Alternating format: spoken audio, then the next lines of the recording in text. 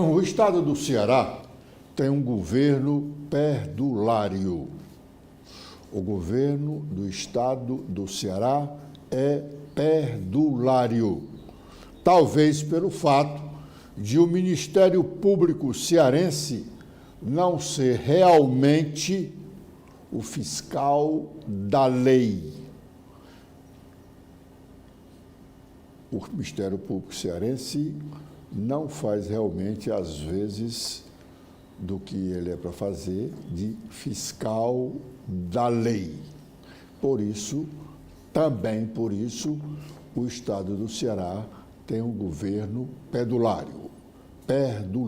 Vejamos, como se não bastasse a agressão política que o governo e os seus seguidores querendo impor um nome não devidamente qualificado para o Tribunal de Contas do Estado, como se não bastasse isso, atualmente o estado do Ceará, nós já dissemos isso em outras oportunidades, tem 2 conselheiros em disponibilidade. Isto é, tem 2 nomes que eram do Tribunal de Contas dos Municípios que estão à disposição do Tribunal de Contas do Estado. A rigor, quando os conselheiros do Tribunal de Contas dos Municípios foram colocados em disponibilidade em razão da extinção daquela Corte de Contas Municipais, todos os conselheiros estavam aptos a serem convocados no caso de abertura de vaga de novos conselheiros. O Tribunal de Contas do Estado, como de resto, todos os tribunais de contas do Brasil, cada estado tem o seu Tribunal de Contas, e em 4 municípios tem o Tribunal de Contas do município, especialmente no caso de São Paulo e do Rio de Janeiro. Esses tribunais são compostos de 7 conselheiros, todos são 7 conselheiros, não mais do que isso. Então, aqui nós temos hoje, porque os 7 conselheiros do Tribunal de Contas dos Municípios, que foram colocados em disponibilidade, hoje já não tem mais tempo de voltarem à atividade, porque alguns já alcançaram a compulsória, completaram 75 anos de idade, outros renunciaram à aposentadoria e, consequentemente, não estão mais em disponibilidade. Mas os conselheiros Domingos Aguiar Filho e Manuel Veras estão em disponibilidade. O estado do Ceará paga a esses 2 conselheiros pouco mais de R$1 milhão por ano. Os 2 conselheiros que estão lá sem fazer nada ganham por ano pouco mais de R$1 milhão, os 2. Porque cada conselheiro hoje ganha aproximadamente R$40 mil por mês. Essa nomenclatura desse pagamento mensal que eles recebem não é salário, é subsídio. Então, cada um ganhando aproximadamente R$40 mil, com o 13º salário, que são 13 meses, cada um ganha mais de R$500 mil, e os 2, então, mais de R$1 milhão por ano. Então, o Estado é perdulário por isso. Um dos 2, agora, poderia ser convocado, ou já deveria ter sido convocado desde junho, quando a vaga foi aberta, que foi quando morreu o conselheiro Alexandre Figueiredo. Mas não, como o governo do Ceará é muito rico, então deixará esses dois conselheiros ainda em disponibilidade e vamos arranjar um emprego para uma outra pessoa que vai ganhar aproximadamente R$40 mil por mês.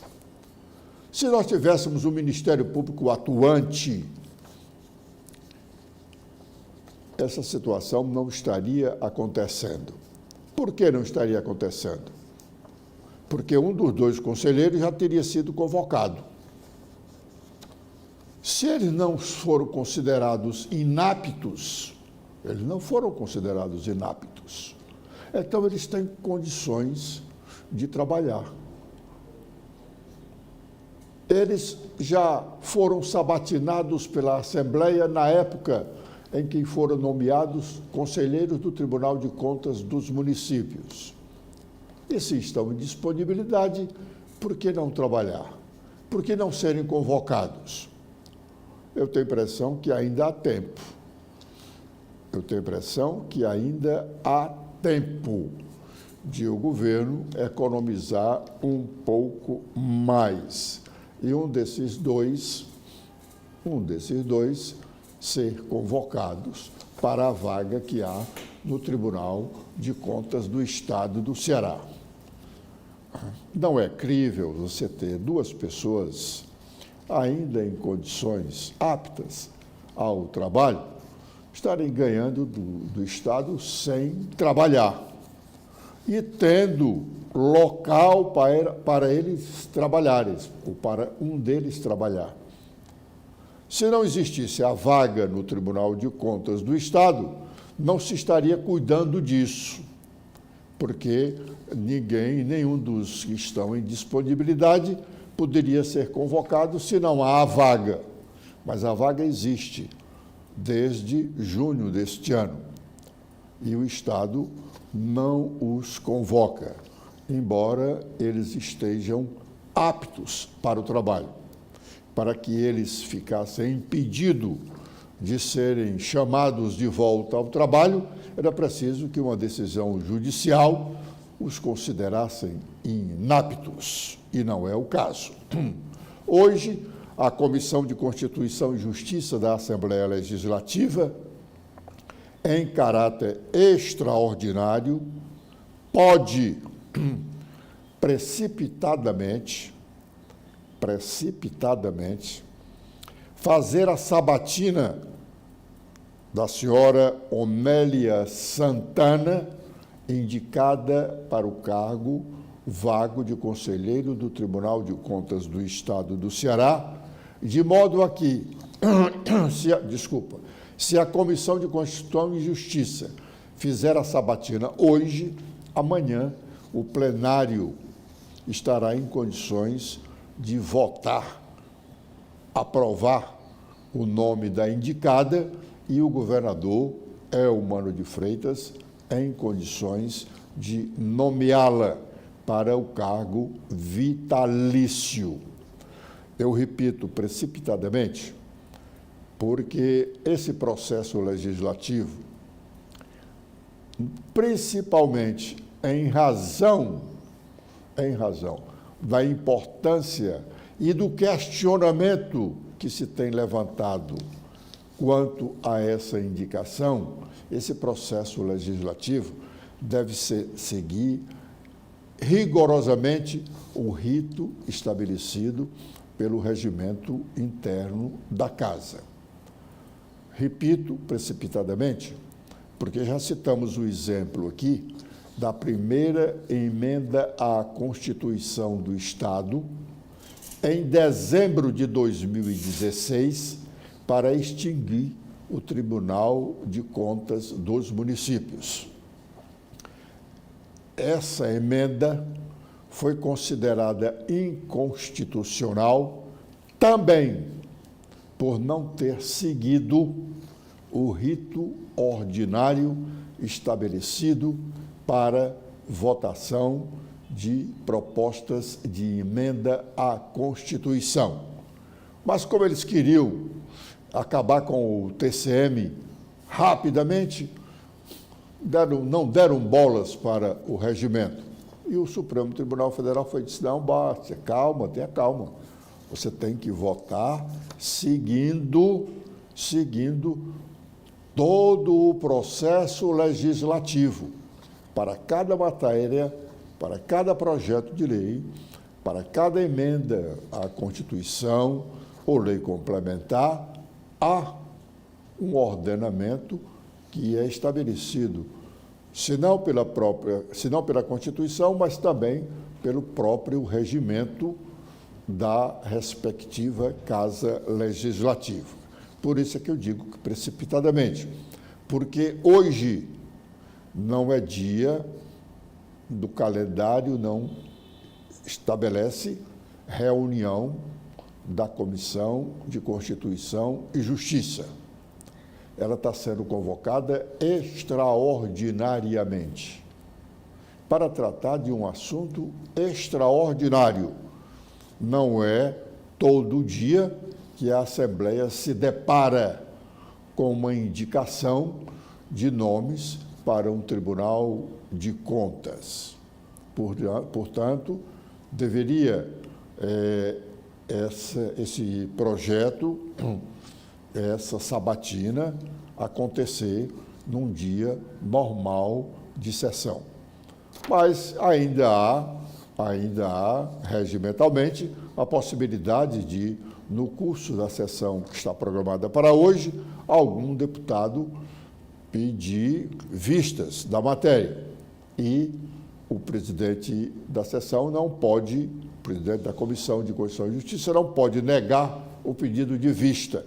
Quando muito, ele pode estabelecer o prazo de 24 horas para a matéria ser vista pelo deputado que pediu vistas e, no dia seguinte, 24 horas depois, ela continuar em discussão e votação na comissão. Se isso acontecer, óbvio que amanhã o processo não estará pronto para ser votado em plenário, porque se a sessão da Comissão de Constituição e Justiça, que está programada para as 2 horas, em lá acontecer o pedido de vistas, as 24 horas só terminarão amanhã à tarde. E as sessões ordinárias da Assembleia são pela manhã. Aliás, sexta-feira é dia normal de sessão, mas nos últimos anos os deputados não comparecem à Assembleia às sextas-feiras. Portanto, na Assembleia só acontecem sessões ordinárias e extraordinárias, terça, quarta e quinta-feira.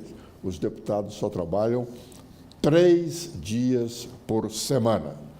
Mas ontem, na sessão de ontem, 2 deputados, óbvio, de oposição, fizeram pronunciamentos criticando a indicação feita pela maioria dos seus colegas, porque a indicação da senhora Onélia Santana, a indicação foi feita pelos deputados estaduais ligados ao governo e uns 2 ou 3 fora do arco de aliança do governo.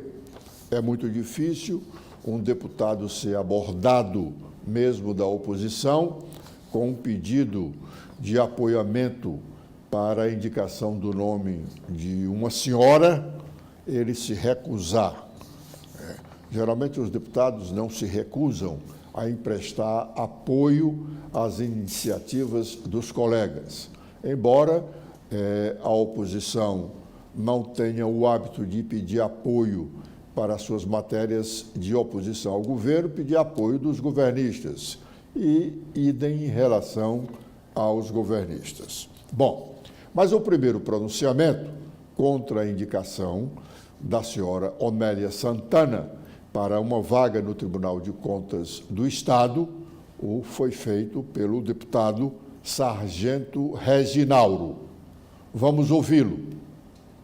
Deputado Fernando participou comigo ontem de um debate, o debate do povo, falando sobre o tema que ganhou as redes sociais, a imprensa cearense e a imprensa nacional, de ontem para hoje, que é a indicação para a vaga no Tribunal de Contas do Estado de Ceará da esposa do ex-governador do Estado, ministro da Educação, Camilo Santana. E o que nós percebemos, e está estampado nos noticiários de todos os veículos de comunicação, tanto aqui como os nacionais. E quem tiver a mínima curiosidade, não pegue só as matérias não, porque os textos jornalísticos já estão apresentando críticas extremamente pertinentes sobre essa indicação, sobre o risco dessa indicação. E aí, eu sou muito curioso e gosto de ler os comentários da população. Hoje o jornal O Povo abriu uma enquete para saber a opinião da população a respeito da indicação de Onélia Santana. E eu reafirmo aqui o que eu disse no programa ontem.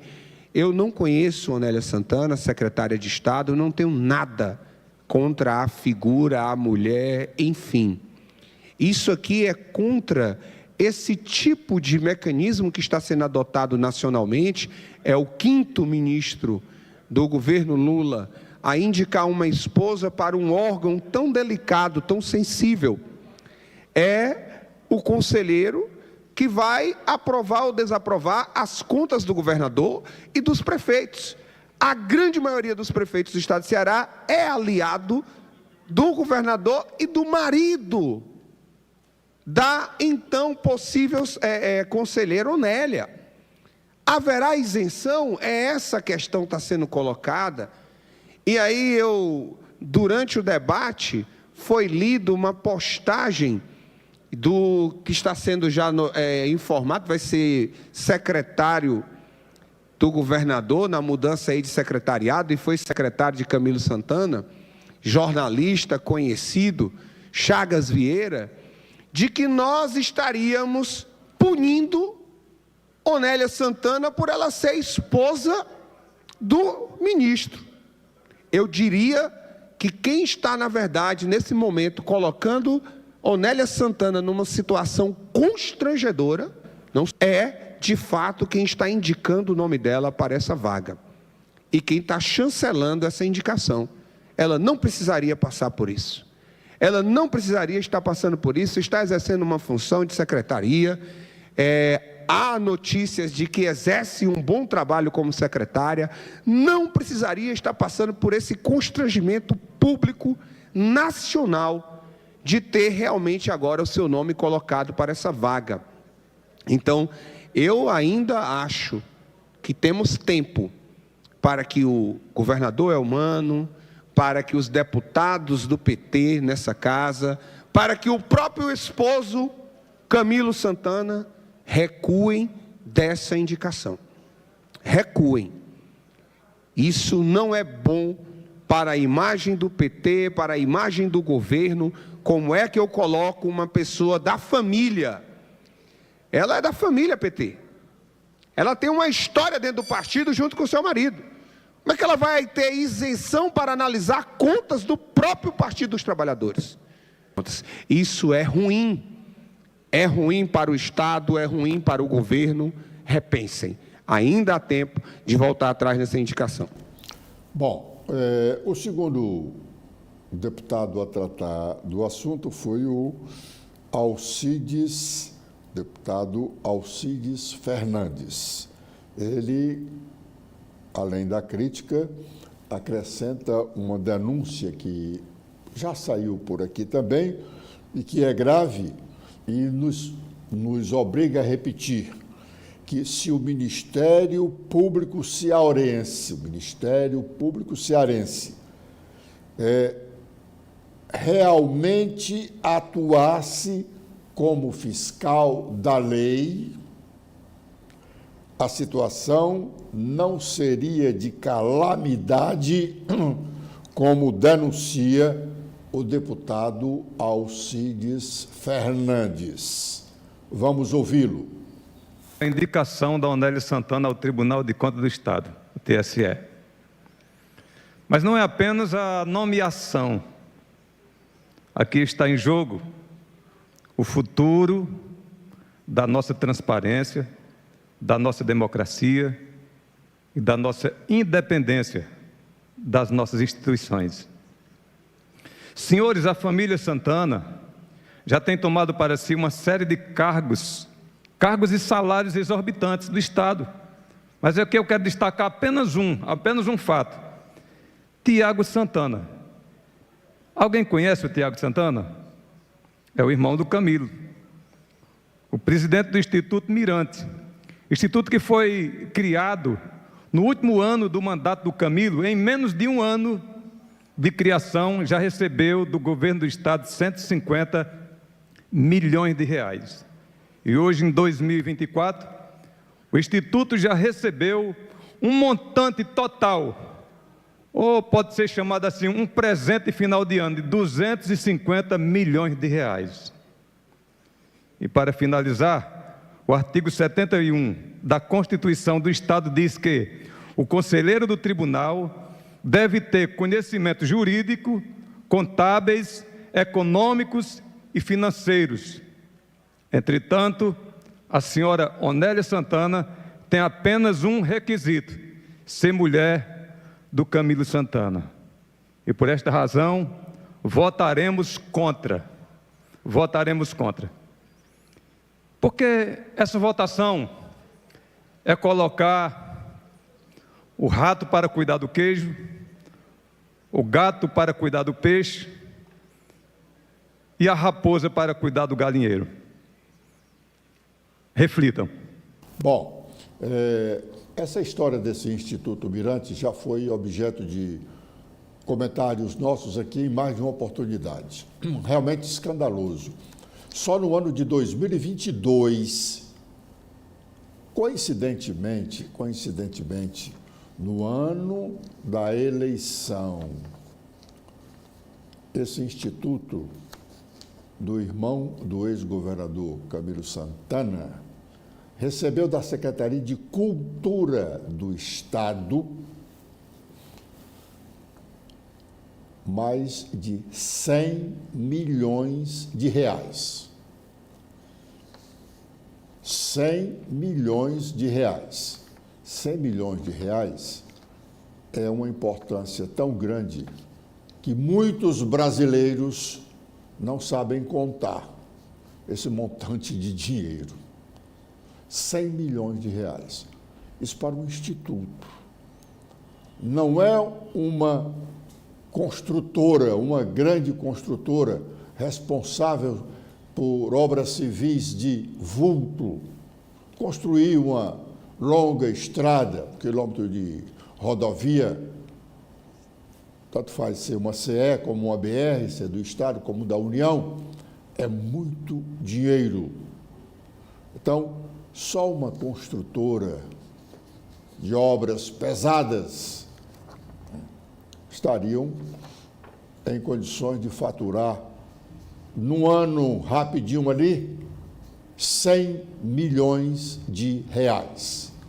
Pois o Instituto Mirante faturou isso só no ano de 2022, no ano da eleição, em que o ex-governador Camilo Santana foi candidato ao Senado da República. Pode estar tudo muito correto. Todas essas negociações que chegaram a esse montante de 100 milhões de reais serem todas lícitas. Mas, apesar disso, motivam dúvidas que deveriam ser tiradas, esclarecidas, com uma simples ação do Ministério Público do Estado do Ceará, que deveria ser o fiscal da lei. Com essa observação, nós estamos encerrando a nossa participação de hoje.